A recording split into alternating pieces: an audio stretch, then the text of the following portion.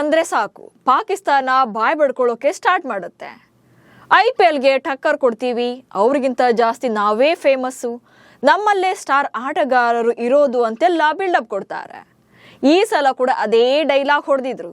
ಆದರೆ Pakistan super league ಆರಂಭಕ್ಕೂ ಮುನ್ನವೇ ಪಾಕಿಸ್ತಾನ ಕ್ರಿಕೆಟ್ ಮಂಡಳಿ ಬೆತ್ತಲಾಗಿದೆ. 2 ಕ್ರೀಡಾಂಗಣಗಳಲ್ಲಷ್ಟೇ ಆಡಬೇಕಿದೆ, ಖಾಲಿ ಸ್ಟೇಡಿಯಂನಲ್ಲೇ ಪಂದ್ಯಗಳನ್ನು ನಡೆಸಬೇಕಿದೆ. ಸೊ ಇದು ಸಾಕಾಗಲ್ಲ ಅಂತ ವಿದೇಶಿ ಆಟಗಾರರು ಟಾಟಾ ಬಾಯ್ ಬಾಯ್ ಅಂತ ಜೂಟ್ ಹೇಳಿದ್ದಾರೆ.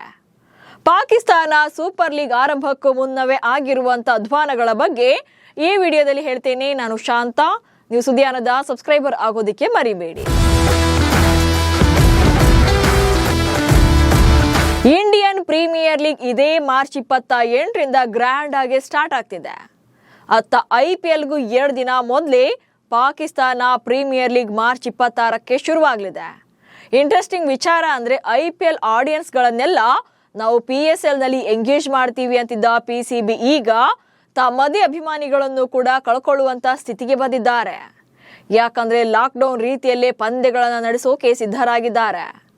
ಭಾನುವಾರ ಪ್ರೆಸ್ ಮೀಟ್ ಮಾಡಿರುವಂಥ PCB ಅಧ್ಯಕ್ಷ ಮೊಯ್ಸಿನ್ ನಖ್ವಿ PSLನಲ್ಲಿ ಆಗಿರುವಂಥ ಬದಲಾವಣೆಗಳನ್ನು ಘೋಷಣೆ ಮಾಡಿದ್ದಾರೆ. 2 ಸ್ಟೇಡಿಯಂ ಫ್ಯಾನ್ಸ್ ಇಲ್ಲದೆ ನಡೆಯುತ್ತೆ ಸೀಸನ್.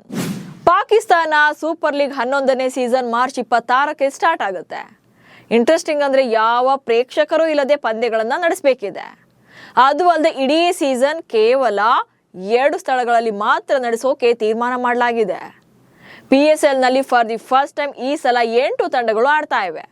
ಪಂದ್ಯಗಳ ಸಂಖ್ಯೆ ಕೂಡ ಜಾಸ್ತಿ ಮಾಡಿದ್ರು. ಹೀಗಿದ್ರೂ ಭದ್ರತಾ ಕಾರಣಗಳನ್ನು ನೀಡಿ ಕೇವಲ 2 ಕ್ರೀಡಾಂಗಣಗಳಲ್ಲೇ ಇಡೀ ಆವೃತ್ತಿಯನ್ನು ಮುಗಿಸೋಕೆ ಮುಂದಾಗಿದ್ದಾರೆ.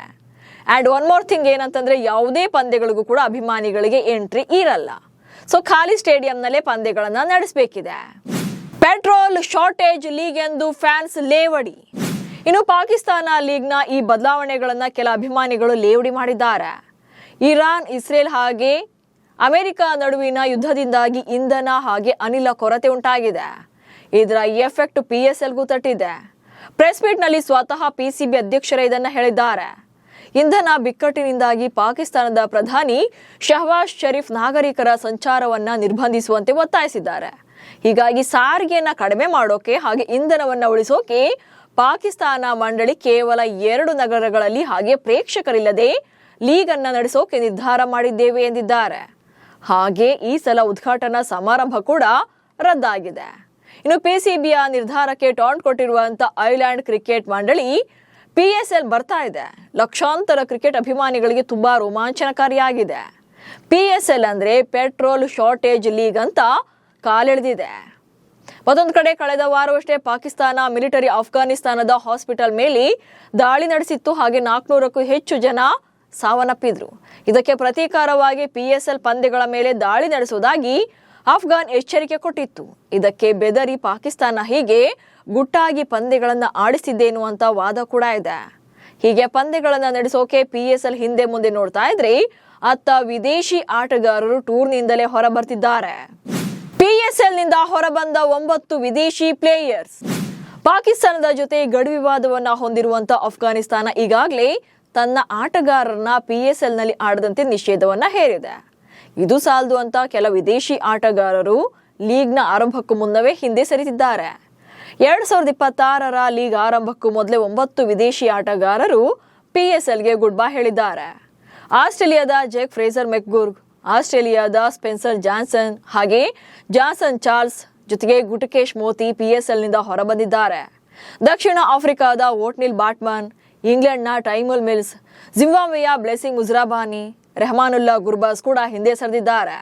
ಅಲ್ಲದೆ ಶ್ರೀಲಂಕಾ T20 ತಂಡದ ನಾಯಕ ಹಾಗೆ ಆಲ್ರೌಂಡರ್ ಆಗಿರುವಂತ ದಸುನ್ ಶನಕ ಈ ಪಟ್ಟಿಗೆ ಹೊಸ ಸೇರ್ಪಡೆಯಾಗಿದ್ದಾರೆ. ಶನಕ IPLನಲ್ಲಿ ರಾಜಸ್ಥಾನ ರಾಯಲ್ಸ್ ಪರ ಆಡುವಂತ ನಿರೀಕ್ಷೆ ಇದೆ. ಹೀಗೆ ಕೆಲವರು IPLಗೆ ಬಂದ್ರೆ ಇನ್ನೂ ಕೆಲವರು ಪರ್ಸನಲ್ ರೀಸನ್ ಹೇಳಿ ಟೂರ್ನಿಗೆ ಗುಡ್ ಬೈ ಹೇಳಿದ್ದಾರೆ. ಇನ್ನು PSL ಬಿಟ್ಟು IPLಗೆ ಬಂದಿರುವಂತಹ ವಿದೇಶಿ ಆಟಗಾರರಿಗೆ PCB ಅಧ್ಯಕ್ಷ ಮೊಯ್ಸಿನ್ ನಖ್ವಿ ಕಾನೂನು ಸಂಕಷ್ಟದ ಎಚ್ಚರಿಕೆ ಕೊಟ್ಟಿದ್ದಾರೆ. ಆಟಗಾರರ ವಿರುದ್ಧ ಕಠಿಣ ಕ್ರಮವನ್ನ ಕೈಗೊಳ್ಳುತ್ತೀವಿ ಎಂದಿದ್ದಾರೆ. ಹಾಗೆ ಅಭಿಮಾನಿಗಳಿಲ್ಲದೆ ಪಂದ್ಯ ನಡೆಸೋದ್ರಿಂದ ಫ್ರಾಂಚೈಸಿಗಳಿಗೆ ಆಗುವಂತ ನಷ್ಟಕ್ಕೆ ನಮ್ಮ ಕಡೆಯಿಂದ ಪರಿಹಾರವನ್ನು ಕೂಡ ಕೊಡ್ತೇವೆ ಎಂದಿದ್ದಾರೆ. ಒಟ್ನಲ್ಲಿ IPLಗೆ ಪರ್ಯಾಯವಾಗಿ PSL ಮಾಡ್ತೀವಿ ಅಂತಿದ್ದ ಪಾಕಿಸ್ತಾನ ಈಗ ಪಂದ್ಯಗಳನ್ನ ನಡೆಸೋಕ್ಕೂ ಆಗದೆ ಬಿಡೋಕ್ಕೂ ಆಗದೆ ವಿಶ್ವ ಕ್ರಿಕೆಟ್ನ ಎದುರಲ್ಲಿ ಮತ್ತೊಮ್ಮೆ ಬೆತ್ತಲಾಗಿದೆ. ನಮಸ್ಕಾರ.